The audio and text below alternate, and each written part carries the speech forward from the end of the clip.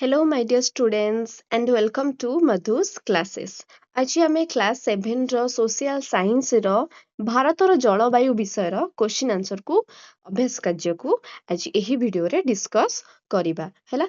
ଏହା ପୂର୍ବରୁ ମୁଁ ପୂର୍ବ ଦିଟା ବିଷୟର କ୍ୱେଶ୍ଚିନ୍ ଆନ୍ସରକୁ କରିଥିଲି। ନେକ୍ସଟ ଏ ବିଷୟ ଚାଲ ଭଲ ଭାବରେ ବୁଝିକି କ୍ୱେଶ୍ଚିନ୍ ଆନ୍ସରକୁ କରିବା। ତ ଟାଇମ୍ ୱେଷ୍ଟ ନ କରିକି ଚାଲ 1 ନମ୍ବର ଦେଖିବା କ'ଣ ଦେଇଛି। 1 ନମ୍ବର ଦେଇଛି ଜଳବାୟୁ ନିୟାମକ ଗୁଡ଼ିକ ସହ ସେମାନଙ୍କର ଫଳାଫଳକୁ ସଂଯୋଗ କର। ଜଳବାୟୁ ଅନୁସାରେ ଏଇ ସବୁ ଅପସନ୍ସର ଜଳବାୟୁ ଅନୁସାରେ କାହାର କାହା ସହିତ ସମ୍ପର୍କ ଅଛି ହେଲା। ତ 1 ନମ୍ବର ଦେଖିବେ ଅକ୍ଷାଂଶ ସହିତ କାହାର ସମ୍ପର୍କ ଅଛି, ସମୁଦ୍ର ପତନ ଠାରୁ ଉଚ୍ଚତା ସହିତ କାହାର ସମ୍ପର୍କ ଅଛି, ସମୁଦ୍ର ସେମିତି ସମୀପତା ମୌସୁମୀ ବାୟୁ। ଓକେ, ଅକ୍ଷାଂଶ ପ୍ରଥମେ ଅକ୍ଷାଂଶ ଦ୍ୱାରା କ'ଣ ହେଇଥାଏ ନା ଜଳବାୟୁରେ ଚେଞ୍ଜେସ୍ ନା ପ୍ରଥମେ ଦେଖ ଦେଇଛି ଅକ୍ଷାଂଶ ତାପକୁ ନିୟନ୍ତ୍ରଣ କରିଥାଏ ହେଲା। ଅକ୍ଷାଂଶ କ'ଣ କରିଥାଏ ନା ତାପକୁ ନିୟନ୍ତ୍ରଣ କରିଥାଏ। ନେକ୍ସଟ ସମୁଦ୍ର ପତନ ଠାରୁ ଉଚ୍ଚତା। ସମୁଦ୍ର ପତନ ଠାରୁ ଉଚ୍ଚତା ଫଳରେ ଗ୍ରୀଷ୍ମ ଋତୁରେ ଭାରତକୁ ଆର୍ଦ୍ରବାୟୁ ଆଣିଥାଏ। ସମୁଦ୍ର ପତନ ଠାରୁ ଯୋଉ ଉଚ୍ଚତା ଥାଏ ତେଣୁ ଗ୍ରୀଷ୍ମ ଋତୁରେ ଭାରତକୁ ଆର୍ଦ୍ରବାୟୁ ଆଣିଥାଏ। ସମୁଦ୍ର ସମୀପତା କ'ଣ କରିଥାଏ ନା ଉତ୍ତର ଦକ୍ଷିଣରେ ବିଭିନ୍ନ ଜଳବାୟୁକୁ ସୃଷ୍ଟି କରିଥାଏ। ସେହିପରି ମୌସୁମୀ ବାୟୁ କ'ଣ କରିଥାଏ ନା ଉଚ୍ଚ ସ୍ଥାନକୁ ଥଣ୍ଡା ରଖିଥାଏ। ବୁଝିପାରିଲ ପିଲାମାନେ? ସରି ପିଲାମାନେ, ଓକେ ହଁ। ତାପରେ ନେକ୍ସଟ ଯିବା। ମୁଁ ଟିକେ ଦେହ ଭଲ ନଥିବାରୁ ଟୋନଟା ଟିକେ ସେଇପରି ଶୁଭା ଯାଉଛି ହେଲା। ଓକେ, 2 ନମ୍ବର ନେକ୍ସଟ ଯିବା। କ'ଣ ଦେଇଛି ନିମ୍ନଲିଖିତ ପ୍ରଶ୍ନ ଗୁଡ଼ିକର ଉତ୍ତର ଦିଅ। ପାଗ ଓ ଜଳବାୟୁ ମଧ୍ୟରେ ପାର୍ଥକ୍ୟ କ'ଣ? ପାଗ ଏବଂ ଜଳବାୟୁ। ଦେଖ ପାଗ ପ୍ରଥମେ କାହାକୁ କୁହାଯାଏ ନା ହଁ ପାଗ ହେଉଛି କ'ଣ ନା ଏହା ହେଉଛି କୌଣସି ଏକ ନିର୍ଦ୍ଦିଷ୍ଟ ସ୍ଥାନର ନିର୍ଦ୍ଦିଷ୍ଟ ସମୟର ବାୟୁମଣ୍ଡଳ ଅବସ୍ଥାକୁ କ'ଣ କୁହାଯାଏ? ପାଗ କୁହାଯାଏ। ଆଉ ପାଗ ବାରମ୍ବାର ପରିବର୍ତ୍ତିତ ହୋଇଥାଏ। ଗୋଟେ ଦିନରେ କିମ୍ବା ମାସରେ ବହୁତ ଥର ପାଗ ଚେଞ୍ଜେସ୍ ହେଇଥାଏ। କିନ୍ତୁ ଜଳବାୟୁ କହିଲେ କ'ଣ ନା ଏହା ହେଉଛି କୌଣସି ଏକ ଅଞ୍ଚଳର ଦୀର୍ଘ ସମୟର ବା ପ୍ରାୟ 30 ବର୍ଷ ବା ତାଠାରୁ ଅଧିକର ପାଗର ହାରାହାରି ଅବସ୍ଥା କିପରି ଥିଲା ତାକୁ ଜଳବାୟୁ କୁହାଯାଏ। ଏହା ସହଜରେ ବଦଳେ ନାହିଁ ହେଲା। ଏଇଟା କିଛି ଦିନ ହେଲେ କିଛି ମାସ କିମ୍ବା କିଛି ଦିନର ବାୟୁମଣ୍ଡଳ ଅବସ୍ଥାକୁ ବୁଝାଇଥାଏ, କିନ୍ତୁ ଏହା ଦୀର୍ଘ ସମୟର ବାୟୁମଣ୍ଡଳ ଅବସ୍ଥାକୁ ଦର୍ଶାଇଥାଏ। ବୁଝିପାରିଲ? ତାପରେ ଖଟା ଯିବା ଦେଖିବା କ'ଣ ଦେଇଛି। ସମୁଦ୍ର ଠାରୁ ଦୂରରେ ଥିବା ସ୍ଥାନ ଅପେକ୍ଷା ନିକଟବର୍ତ୍ତୀ ସ୍ଥାନରେ ତାପମାତ୍ରା ମୃଦୁ ହୋଇଥାଏ କାହିଁକି? ଏହାର କାରଣ ନା ପିଲାମାନେ ଦେଖ ସମୁଦ୍ରରେ ଜଳ ଧୀରେ ଗରମ ହୁଏ ଏବଂ ଧୀରେ ଥଣ୍ଡା ହୋଇଥାଏ। ତେଣୁ ସମୁଦ୍ର ନିକଟବର୍ତ୍ତୀ ଅଞ୍ଚଳରେ ତାପମାତ୍ରା ଅଧିକ ପରିବର୍ତ୍ତନ ହୁଏ ନାହିଁ। ସମୁଦ୍ରର ପ୍ରଭାବରେ ଏହି ଅଞ୍ଚଳ ପାଗ ମଧ୍ୟମ ରୁହେ। ଅଳ୍ପ ଥଣ୍ଡା ରହିଲେ ଅଳ୍ପ ଗରମ ରୁହେ। ଗ୍ରୀଷ୍ମ କାଳରେ ସମୁଦ୍ର ନିକଟ ଅଞ୍ଚଳ ଅଧିକ ଗରମ ହୁଏ ନାହିଁ ଏବଂ ଶୀତ କାଳରେ ମଧ୍ୟ ଅଧିକ ଥଣ୍ଡା ହୁଏ ନାହିଁ। ଏହି କାରଣରୁ ସମୁଦ୍ର ଠାରୁ ଦୂର ସ୍ଥାନରେ ତୁଳନାରେ ସମୁଦ୍ର ନିକଟବର୍ତ୍ତୀ ସ୍ଥାନର ତାପମାତ୍ରା ମଧ୍ୟମ ରହିଥାଏ ହେଲା। ଗ ଭାରତର ଜଳବାୟୁକୁ ପ୍ରଭାବିତ କରିବାରେ ମୌସୁମୀ ବାୟୁର ଭୂମିକା କ'ଣ ଥାଏ ହେଲା। ଦେଖ ଗର ଉତ୍ତର ହବ ପ୍ରଥମେ ମୌସୁମୀ ବାୟୁ ଭାରତର ଜଳବାୟୁକୁ ବହୁତ ଭଲ ଭାବରେ ପ୍ରଭାବିତ କରିଥାଏ। କିପରି ନା ଦେଖ ଏହା ଋତୁର ଅନୁସାରେ ଦିଗ ପରିବର୍ତ୍ତନ କରେ। ଗ୍ରୀଷ୍ମ କାଳରେ ଏହା କ'ଣ ହେଇଥାଏ ନା ଦକ୍ଷିଣରୁ ପଶ୍ଚିମ ମୌସୁମୀ ବାୟୁ ସମୁଦ୍ରକୁ ଜଳୀୟ ବାଷ୍ପ ଆଣି ଭାରତରେ ବିଭିନ୍ନ ଅଞ୍ଚଳରେ ବର୍ଷା କରାଏ। ଯେବେ ଏଇ ଟାଇମରେ ଯେପରି ହଉଛି ଏହି ବର୍ଷା କ'ଣ କରିଥାଏ ନା ଚାଷବାସ ଓ ଜଳ ସମ୍ପଦ ପାଇଁ ଅତ୍ୟନ୍ତ ଆବଶ୍ୟକ ହୋଇଥାଏ। ଶୀତ କାଳରେ କ'ଣ ହେଇଥାଏ ନା ଉତ୍ତରରୁ ପୂର୍ବକୁ ମୌସୁମୀ ବାୟୁ ପ୍ରବାହିତ ହୋଇଥାଏ। ଗ୍ରୀଷ୍ମ କାଳେ ଦକ୍ଷିଣରୁ ପଶ୍ଚିମକୁ ଏବଂ ଶୀତ କାଳରେ ଉତ୍ତରରୁ ପୂର୍ବକୁ ପ୍ରବାହିତ ହୋଇଥାଏ। ମୌସୁମୀ ବାୟୁର ଆଗମନ ଓ ପ୍ରତ୍ୟାବର୍ତ୍ତନ ଭାରତର ବର୍ଷା ତାପମାତ୍ରା ଋତୁ ଚକ୍ରକୁ ନିୟନ୍ତ୍ରଣ କରେ। ତେଣୁ ଭାରତର ଜଳବାୟୁ ମୌସୁମୀ ଜଳବାୟୁ ବୋଲି କୁହାଯାଏ ହେଲା। ଭାରତର ବାୟୁକୁ ନେକ୍ସଟ ଚେନ୍ନାଇରେ ବର୍ଷ ସାରା ଉଷ୍ଣ ବା ଉତ୍ତପ୍ତ ଥିବା ବେଳେ ଲେହ ଥଣ୍ଡା ଥାଏ କାହିଁକି? ଓକେ ଦେଖ କହୁଛି ଦେଖ କାହିଁକି ଚେନ୍ନାଇ ଅଧିକା ଉତ୍ତପ୍ତ ଥାଏ ନା ଦେଖ ଚେନ୍ନାଇ ବିଷୁବରେଖା ଓ ସମୁଦ୍ରର ନିକଟରେ ଅବସ୍ଥିତ, ତେଣୁ ସମୁଦ୍ରରେ ପ୍ରଭାବରେ ଏଠାରେ ତାପମାତ୍ରା ବେଶୀ ପରିବର୍ତ୍ତନ ହୁଏ ନାହିଁ, ତେଣୁ ବର୍ଷ ସାରା ଏଠି ଉଷ୍ଣ ଓ ଗରମ ପାଗ ରୁହେ। ଲେହ ଟିକେ ବିଷୁବରେଖା ଠାରୁ ଦୂରରେ ଥିବାରୁ ସେଟା ଟିକେ ଥଣ୍ଡା ରୁହେ, ଚେନ୍ନାଇ ଟିକେ ଅଧିକା ଗରମ ରହିଥାଏ। ହେଲା, ତାପରେ କ୍ୱେଶ୍ଚିନ୍ 3 ନମ୍ବର ଦେଖିବା। ଏହି ପୁସ୍ତକର ଶେଷରେ ଦିଆଯାଇଥିବା ଭାରତ ମାନଚିତ୍ରକୁ ଦେଖ। ଏହି ସହରଗୁଡ଼ିକରେ ଜଳବାୟୁ ଚିହ୍ନିତ ଲେହ, ଚେନ୍ନାଇ, ଦିଲ୍ଲୀ, ପାଣିଜୀ ଏବଂ ଜୟପୁର। ହେଲା, ତୁମେ ମାନେ ଟିକେ ବୁକ୍ ରେ ଏଇଟା ଦେଖିବ। ହେଲା, ମାନଚିତ୍ର ଦେଇଥିବ। ଏହି ସ୍ଥାନ ସମୁଦ୍ର ନିକଟରେ, ପର୍ବତ ଉପରେ ବା ମରୁଭୂମିରେ ଅବସ୍ଥିତ। ଓକେ, କହୁଛି କେଉଁ ସ୍ଥାନ ଗୁଡିକ ସମୁଦ୍ର ନିକଟରେ, ପର୍ବତ ଉପରେ, ମରୁଭୂମିରେ ଏମାନଙ୍କ ଭିତରୁ ଅବସ୍ଥିତ ସେଇଟା ଲେଖିବା। ଆଉ ଏହାର ନିୟାମକ ଗୁଡିକ କିପରି ସେଇ ସବୁ ସ୍ଥାନର ଜଳବାୟୁକୁ ପ୍ରଭାବିତ କରେ ସେଇଟାକୁ ଆମେ ଲେଖିବା। ଓକେ, ତ ପ୍ରଥମେ ଦେଖ ଲେହ। ଆଗେ ଦେଖିବା ସମସ୍ତଙ୍କର ଜଳବାୟୁ କିପରି।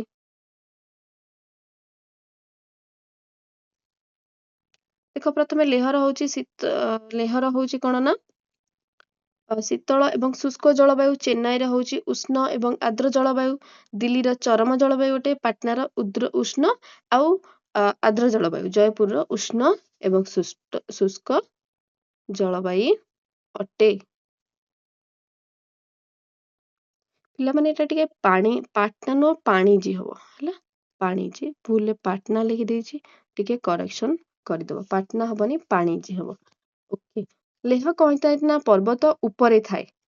ହେଲା, ଲେହ କଣ ହେଇଥାନ୍ତା ନା ପର୍ବତ ଉପରେ, ଚେନ୍ନାଇ ଥାଏ ସମୁଦ୍ର ନିକଟରେ ଅବସ୍ଥିତ, ଦିଲ୍ଲୀ ସମୁଦ୍ର ଠାରୁ ଦୂରରେ, ପାଣିଜୀ ସମୁଦ୍ର ଠାରୁ ଦୂର ଏବଂ ଜୟପୁର ମରୁଭୂମି ନିକଟରେ ଅବସ୍ଥିତ ହୋଇଥାଏ। ବୁଝିପାରିଲ? ତାପରେ ଦେଖିବା କଣ ଏହି ଜଳବାୟୁ କଣ ହୋଇଥାଏ ନା ନିୟାମକ ଗୁଡିକ ସ୍ଥାନରେ ଜଳବାୟୁ ଏହିଭଳି ଭାବେ ପ୍ରଭାବିତ କରିଥାଏ ନା ସମୁଦ୍ରର ନିକଟତା ଅନୁସାରେ ତାପମାତ୍ରା ମଧ୍ୟମ ରୁହେ। ଯୋଉ ସବୁ ଜାଗା ଗୁଡିକ ସମୁଦ୍ର ନିକଟ ଥାନ୍ତି ତାକୁ ତାପମାତ୍ରା ମଧ୍ୟମ ରୁହେ, ଯେପରି ଚେନ୍ନାଇ ସମୁଦ୍ର ନିକଟ ରହିଥିବ ତାର ତାପମାତ୍ରା ମଧ୍ୟମ ରୁହେ। ଉଚ୍ଚତା ବଢିଲେ ତାପମାତ୍ରା କମେ, ଆମେ ଜାଣିଛେ, ଯେପରି ଲେହ ସମୁଦ୍ର ଠାରୁ ଦୂରତାରେ ଯୋଉ ସବୁ ଅଛନ୍ତି ଗ୍ରୀଷ୍ମରେ ଅଧିକ ଗରମ ଓ ଶୀତରେ ଅଧିକ ଥଣ୍ଡା ହୋଇଥାଏ, ଯେପରି ଦିଲ୍ଲୀ, ପାଟନା ନୁହଁ ପାଣିଜୀ। ହେଲା, ମରୁଭୂମିରେ ଯୋଉଟା ନିକଟତର ଅଛି ସେଟା ଗରମ ଶୁଷ୍କ ଜଳବାୟୁ ରହିବ, ଯେପରି ଜୟପୁର। ହେଲା, ବୁଝିପାରିଲ? ତାପରେ 4 ନମ୍ବରକୁ ଯିବା। ଭାରତର ମାନଚିତ୍ରରେ ଗ୍ରୀଷ୍ମ ଓ ଶୀତ ଋତୁରେ ମୌସୁମୀ ଚକ୍ରକୁ ଦର୍ଶାଅ। କେଉଁଠାରେ ପବନ ଗ୍ରୀଷ୍ମ ଓ ଶୀତ ଋତୁରେ ବହେ ଚିହ୍ନଟ କର। ମୌସୁମୀ ସମୟରେ ବାୟୁର ଦୀର୍ଘକୁ ଦର୍ଶାଅ। ଏଠି ଜଷ୍ଟ ମ୍ୟାପରେ ଟିକେ ଦେଖେଇଛି ପିଲାମାନେ ତୁମକୁ। ଓକେ, ଦେଖ ଡ୍ୟୁରିଂ ସମର, ଗ୍ରୀଷ୍ମ ଋତୁରେ କଣ ହେଇଥାଏ ନା ଜଳବାୟୁ ହେଲା ସମୁଦ୍ରରୁ ଭୂମି ଆଡକୁ କଣ ହେଇଥାଏ ବହିଥାଏ। ହେଲା, ଯୋଉ ଓସନରୁ ଲ୍ୟାଣ୍ଡକୁ, ସମୁଦ୍ରରୁ ଭାରତ ଆଡକୁ ବହିଥାଏ। ହେଲା, ବୁଝିପାରିଲ? କିନ୍ତୁ ଶୀତ ଋତୁରେ କଣ ହେଇଥାଏ ନା ଲ୍ୟାଣ୍ଡରୁ ଓସନ ଆଡକୁ ବା ଭୂମିରୁ ସ୍ଥଳ ଭାଗରୁ ଜଳ ଭାଗ ଆଡକୁ ବହିଥାଏ। ହେଲା, ଖରା ଦିନେ ଜଳ ଭାଗରୁ ସ୍ଥଳ ଭାଗ ଆଡକୁ ବାୟୁ ପ୍ରବାହିତ ହୁଏ, କିନ୍ତୁ ଶୀତ ଋତୁରେ ସ୍ଥଳ ଭାଗରୁ ଜଳ ଭାଗ ଆଡକୁ ବାୟୁଟି ପ୍ରଭାବିତ ହୋଇଥାଏ। ବୁଝିପାରିଲ? ତ ଦେଖ ଏହିପରି ଭାବରେ ତୁମର ଗ୍ରୀଷ୍ମ ଏବଂ ଶୀତ ଋତୁରେ ବାୟୁ ପ୍ରଭାବ ହୋଇଥାଏ। ବୁଝିପାରିଲ? ଜଷ୍ଟ ନେକ୍ସଟ ତାପରେ ଯିବା 5 ନମ୍ବର। 5 ନମ୍ବର ପିଲାମାନେ ତୁମେ ଏଇଟା ଚିତ୍ର କରିବାକୁ କହୁଛି ପର୍ବପର୍ବାଣୀର, ଏଇଟା ତୁମେ ମାନେ କରିବ। ଭାରତର କୃଷି ପାଗ ସହିତ ଜଡିତ ପର୍ବପର୍ବାଣୀ ଯଥା ଅକ୍ଷୟ ତୃତୀୟା, ହୋଲି ଦର୍ଶାଇ ରଙ୍ଗୀନ ପୋଷ୍ଟର ମାନେ ପ୍ରସ୍ତୁତ କର। ଏହି ପର୍ବପର୍ବାଣୀର ଚିତ୍ର ବା ଛବି ଅଙ୍କନ କର। ଏଇଟା ପିଲାମାନେ ତୁମେ ନିଜେ କରିବେ, ଟାକ୍ସ ତୁମର ଚିତ୍ର ଖାଲି ଆଙ୍କିବ। ଓକେ, ନେକ୍ସଟ 6 ନମ୍ବର ଯିବା। ନିଜକୁ ଜଣେ କୃଷକ ମନେକର ବର୍ଷା ଋତୁ ପାଇଁ ତୁମେ କିପରି ପ୍ରସ୍ତୁତ ରହିବ ସେ ସମ୍ବନ୍ଧରେ ଗୋଟେ କ୍ଷୁଦ୍ର ଅନୁଚ୍ଛେଦଟିଏ ଲେଖ।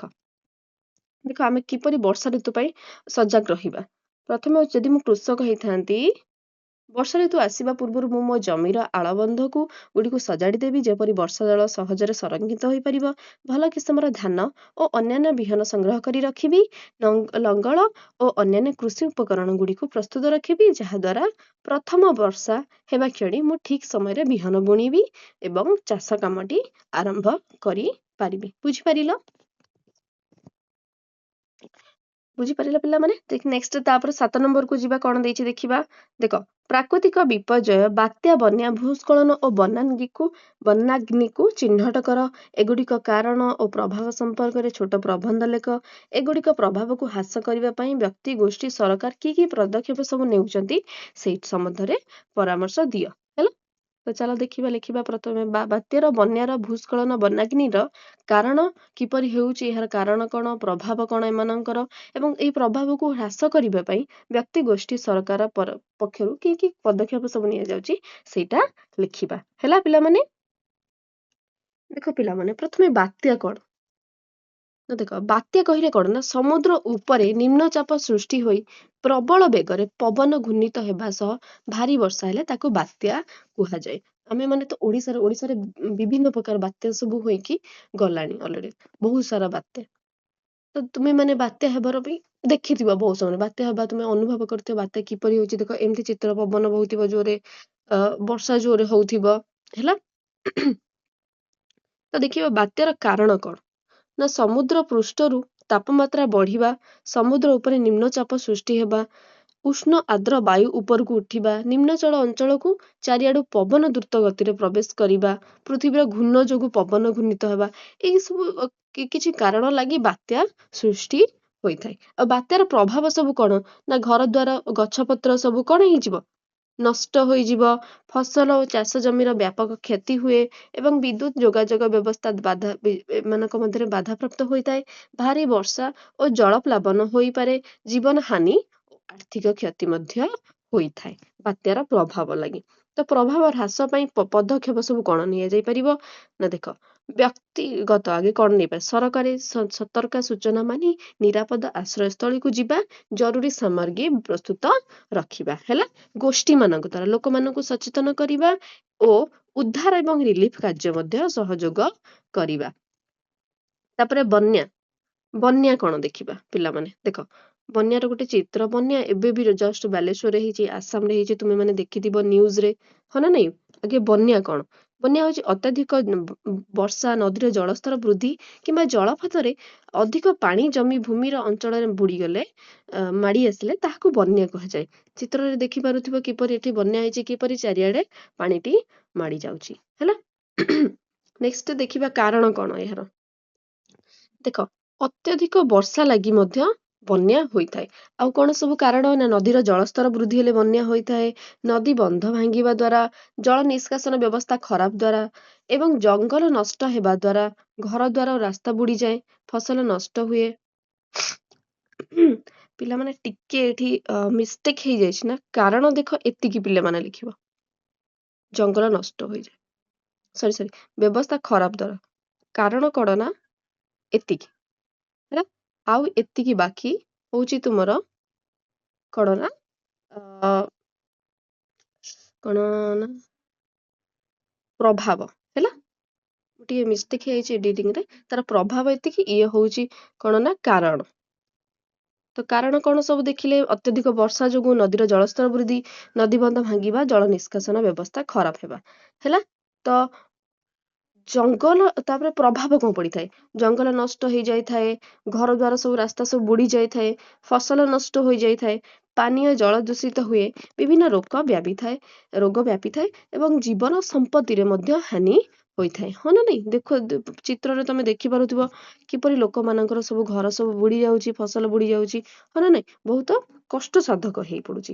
ତାପରେ ପାର୍ଥକ୍ୟ କଣ ଲେଖିବା, ଯୋଉ ପାର୍ଥକ୍ୟ କହୁଛି, ପଦକ୍ଷେପ ସବୁ କଣ ନା, ଦେଖ, ବ୍ୟକ୍ତିଗତ ଭାବେ କଣ ନେଇପାରିବ ନା, ସତର୍କ ସୂଚନା ମାନେ ନିରାପଦ ସ୍ଥାନକୁ ଯିବା ଏବଂ ଜରୁରୀ ସାମଗ୍ରୀ ରଖିବା। ଗୋଷ୍ଠୀ ଦ୍ୱାରା କଣ ସବୁ ପଦକ୍ଷେପ ନେଇ ହବ ନା, ଜଳପଥ, ନାଳା ସବୁ ସଫା କରିବା ଏବଂ ଉଦ୍ଧାର କାର୍ଯ୍ୟରେ ସହଯୋଗ କରିବା। ସରକାର କଣ ସବୁ ପଦକ୍ଷେପ ନେବେ, ନଦୀବନ୍ଧ ମରାମତି, ଉନ୍ନତ ଜଳ ନିଷ୍କାସନ ବ୍ୟବସ୍ଥା ଏବଂ ଆଶ୍ରୟସ୍ଥଳୀ ଏବଂ ଆଉଟେ ମଧ୍ୟ ରିଲିଫ କାର୍ଯ୍ୟ ମଧ୍ୟ ପ୍ରସ୍ତୁତ କରିବା ଆବଶ୍ୟକ। ହେଲା, ଭୂସ୍ଖଳନ। ତାପରେ ଯିବା ଦେଖିବା ଭୂସ୍ଖଳନ। ଦେଖ, ଭୂସ୍ଖଳନ କହିଲେ କଣ, ଯେତେବେଳେ ପାହାଡ କିମ୍ବା ଢାଲୁ ଅଞ୍ଚଳର ମାଟି, ପଥର, ଶିଳା ହଠାତ୍ ତଳକୁ ଖସି ପଡେ, କିଛି ଇଏ ହବା ଦ୍ୱାରା ଭୂସ୍ଖଳନ ହୋଇଥାଏ। ଦେଖ ଏଇ ଚିତ୍ର ଦେଖ, ହଠାତ୍ କିନା ଖସି ପଡ଼ିବାରୁ ଏଠି ରୋଡ ଉପରେ ସବୁ କଣ ହେଇଛି, ମାଟି ପଥର ଗୁଡ଼ିକ ପାହାଡ଼ର ସବୁ ଆସିକି ଗଳି ପଡ଼ିଛି, କୌଣସି କାରଣ ଲାଗି ହେଇପାରିଛି। ତ ଏହା ଦ୍ୱାରା କଣ ସବୁ ଅସୁବିଧା କାରଣ ସବୁ କଣ ହେଇଥାଏ ନା, ଅତ୍ୟଧିକ ବର୍ଷା ଦ୍ୱାରା, ଭୂମିକମ୍ପ ଦ୍ୱାରା, ପାହାଡ଼ରେ ଗଛ କାଟିବା ଦ୍ୱାରା, ଅନିୟନ୍ତ୍ରିତ ନିର୍ମାଣ କାର୍ଯ୍ୟ, ପାହାଡ଼ କାଟି ରାସ୍ତା ନିର୍ମାଣ, ତ ଏହି ସବୁ କାରଣ ଲାଗି ଭୂସ୍ଖଳନ ହୋଇଥାଏ। ଏହାର ପ୍ରଭାବ ପିଲାମାନେ କଣ ହୋଇଥାଏ ନା, ଭୂସ୍ଖଳନ ଦ୍ୱାରା ପ୍ରଭାବ କଣ ହୋଇଥାଏ ନା, ଘର ରାସ୍ତା ନଷ୍ଟ ହୁଏ, ଚାଷ ଜମି ସବୁ ନଷ୍ଟ ହୋଇଯାଇଥାଏ, ଯାତାୟାତ ଓ ଯୋଗାଯୋଗରେ ବାଧାପ୍ରାପ୍ତ ହୁଏ, ଜୀବନ ହାନି ହୋଇପାରେ, ଭୂମିରେ ଗୁଣ ଓ ପରିବେଶ କ୍ଷତିଗ୍ରସ୍ତ ହୋଇଥାଏ। ତ ଏହା ପାଇଁ ପଦକ୍ଷେପ ସବୁ କଣ କଣ ନେଇପାରିବା ନା, ଦେଖ ବ୍ୟକ୍ତିଗତ ଭାବରେ ଆଗେ ଭୂସ୍ଖଳନ ପ୍ରବଣ ଅଞ୍ଚଳରେ ସତର୍କ ରହିବା ଓ ବିପଦ ସମୟରେ ନିରାପଦ ସ୍ଥାନକୁ ଯିବା। ଗୋଷ୍ଠୀ କଣ କରିପାରିବେ, ଗ୍ରୁପ ହେଇ କଣ କରିବା ନା, ଗଛ ଲଗାଇବା, ପାହାଡ଼ ଅଞ୍ଚଳରେ ସୁରକ୍ଷା କରିବା। ସରକାର ପଦକ୍ଷେପ କଣ ନେଇପାରିବ ନା, ଭୂସ୍ଖଳନ ପ୍ରବଳ ଅଞ୍ଚଳ ଚିହ୍ନଟ କରି ନିର୍ମାଣ ନିୟନ୍ତ୍ରଣ କରିବା ଏବଂ ବହୁତ ସାରା ଗଛ ଲଗାଇବା। ତାପରେ ବନାଗ୍ନି କହିଲେ ପିଲାମାନେ କଣ ନା, ବନରେ ନିଆଁ ଲାଗିବାକୁ କୁହାଯାଏ। ଦେଖ ଜଙ୍ଗଲରେ ନିଆଁ ଲାଗି ଦ୍ରୁତ ଗତିରେ ବ୍ୟାପି ବହୁ ଅଞ୍ଚଳକୁ ଜାଳିଦେଲେ ତାହାକୁ କଣ କୁହାଯାଏ, ବନାଗ୍ନି ନୁହଁ, ସେଟା ହବ ବନାଗ୍ନି। ହେଲା, ଟିକେ ସ୍ପେଲିଂ ମିଷ୍ଟେକ୍ ହେଇଛି, ବନାଗ୍ନି କୁହାଯାଏ। ତ ଦେଖ ଏହିପରି କିପରି ଭାବରେ ବଣରେ ସବୁ ନିଆଁ ଲାଗି ଦେଖ ଚାରିଆଡେ ସବୁ ଜଳି ପଡୁଛି। ଏହି ପ୍ରକାର ଦୃଶ୍ୟ ତମେ ନ୍ୟୁଜରେ ବହୁତ ସମୟ ଶୁଣିଥିବ ଯେ ଏଇ ଜଙ୍ଗଲରେ ସେ ଜଙ୍ଗଲରେ ଖରା ଦିନରେ ପ୍ରାୟତଃ ସମୟରେ ନିଆଁ ଲାଗିଥାଏ। କାରଣ ଖରା ଦିନରେ ତାପମାତ୍ରା ବହୁତ କଣ ହେଇଥାଏ, ଅଧିକ ଥାଏ, ଗରମ ହୋଇଥାଏ। ତେଣୁ ଜଙ୍ଗଲରେ ସବୁ ନିଆଁ ଲାଗିବାର କାରଣ ବହୁତ ସାରା ଚାନ୍ସେସ୍ ଥାଏ। ହେଲା, ତ ଦେଖିବା କାରଣ କଣ ପ୍ରଥମେ ନା, ଅଧିକ ତାପମାତ୍ରା, ମୁଁ ଯେବେ ଏବେ କହିଲି ଖରା ଦିନର ତାପମାତ୍ରା, ବଜ୍ରପାତ ହେଲେ ମଧ୍ୟ, ଶୁଖିଲା ପତ୍ର ଓ ଘାସରେ ନିଆଁ ଲାଗିଲେ ମଧ୍ୟ, ମଣିଷର ଅସାବଧାନତା ଗୁଣ ଲାଗି ଜଙ୍ଗଲରେ ଜାଣିଶୁଣି ନିଆଁ ଲାଗେ। ତ ଏହି ସବୁ କାରଣରେ ବନାଗ୍ନି ହୋଇଥାଏ, ବଣରେ ନିଆଁ ଲାଗିଥାଏ। ତାହେଲେ ଏହାର ପ୍ରଭାବ କଣ ଦେଖିବା। ପ୍ରଭାବ କଣ ହେଇଥାଏ ନା, ବହୁ ଗଛପତ୍ର ନଷ୍ଟ ହୁଏ, ବନ୍ୟଜନ୍ତୁ ମାନେ ଯୋଉମାନେ ସବୁ ଜଙ୍ଗଲରେ ଅଛନ୍ତି ସେମାନଙ୍କ ଜୀବନ ବିପଦରେ ପଡେ, ସେମାନେ ମରି ମଧ୍ୟ ଯାଆନ୍ତି। ବାୟୁ ପ୍ରଦୂଷିତ ହୁଏ, ଜଙ୍ଗଲର ଜୈବ ବିବିଧତା କ୍ଷତିଗ୍ରସ୍ତ ହୋଇଥାଏ ଏବଂ ମଣିଷ ଓ ତାର ସମ୍ପତ୍ତିର ମଧ୍ୟ କ୍ଷତି ହୋଇଥାଏ। ହେଲା ପ୍ରଭାବ। ଦେନ୍ ପଦକ୍ଷେପ କଣ କଣ ସବୁ ନେଇ ହବ ନା, ଦେଖ ବ୍ୟକ୍ତି ମାନେ ସବୁ ଲୋକମାନେ କଣ କରିବେ ନା, ଜଙ୍ଗଲରେ ନିଆଁ ନ ଲଗାଇବା ଏବଂ ଜଳୁଥିବା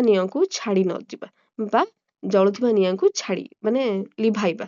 ଆଚ୍ଛା, ତାପରେ ଗୋଷ୍ଠୀ ବା ଗ୍ରୁପ ମାନେ କଣ କରିପାରିବେ ନା, ଜଙ୍ଗଲ ନିରୀକ୍ଷଣ କରିବା ଏବଂ ନିଆଁ ଲାଗିଲେ ତାକୁ ତୁରନ୍ତ ସୂଚନା ଦେବା।